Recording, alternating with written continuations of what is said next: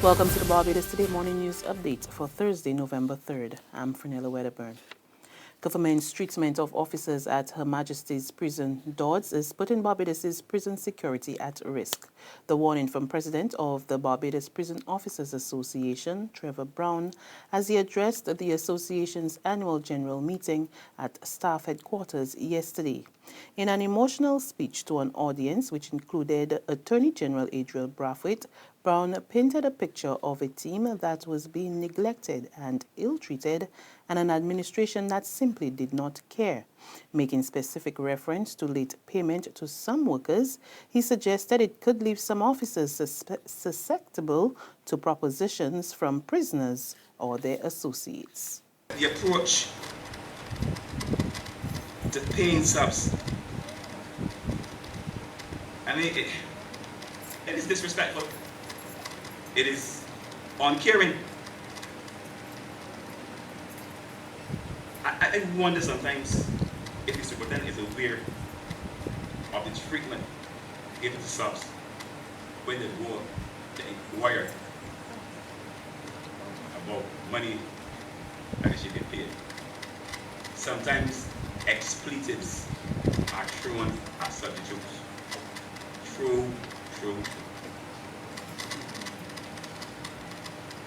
This practice is horrendous, and these officers are being propositioned or enticed by the mates or they're solicited outside the prison to put it might be to take bribes. If you've got a man working in an environment where there are people who have connections with the underworld,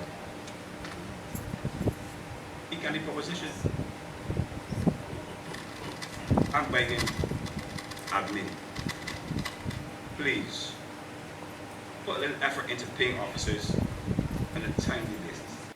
With industrial action likely to hit government operations today, senior officials from the Personnel Administration Division and the Ministry of Civil Service are set to meet with the National Union of Public Workers. On the table is the controversial demotion of NUPW President Akani McDowell.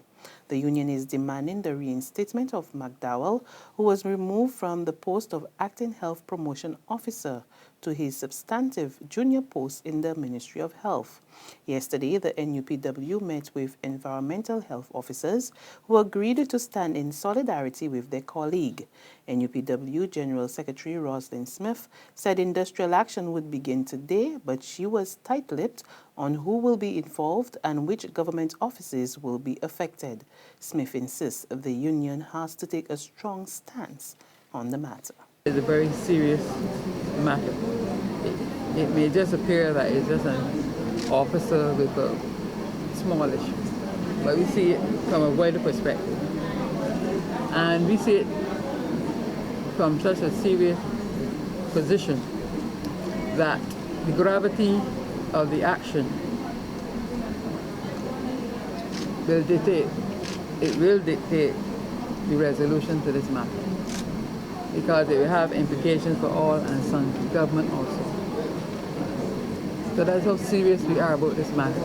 We will leave no stone unturned. All is still not well at the Combermere School, and one senior teacher is again calling on the Ministry of Education to close the doors of the Waterford institution.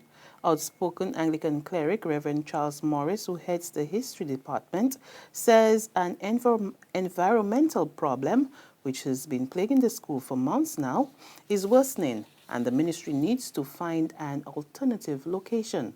He told Barbados Today students and teachers are falling ill because of a foul odor.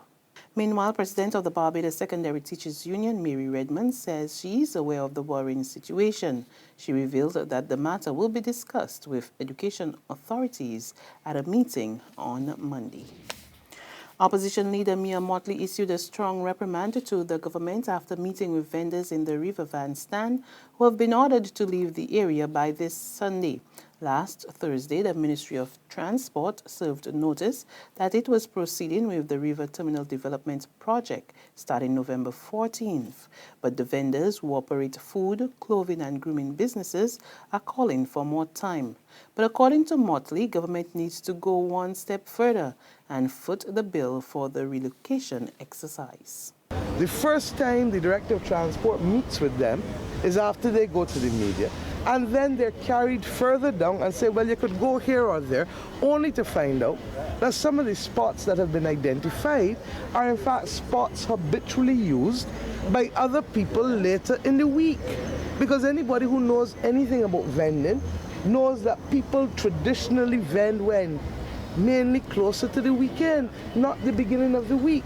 So you're setting up for an altercation, and then on top of that, what is most offensive of all, you're doing it on the eve of these people's greatest possibility to earn a living. Independence coming up. People want a little haircut, want to look a certain way. Christmas coming up. So all the summer dead, all other times of the year dead, and when the people have the greatest opportunity to make a piece of the change, you now want to move them. But worse than that, you want to move them and don't offer them the relocation expenses. In sports, West Indies T20 captain Carlos Brathwaite is among 3 players who have declined central contracts from the West Indies Cricket Board. In a release yesterday, the board said Brathwaite, along with Test batsmen Darren Bravo and Marlon Samuels, had all opted not to sign retainers for the period which ends in September next year.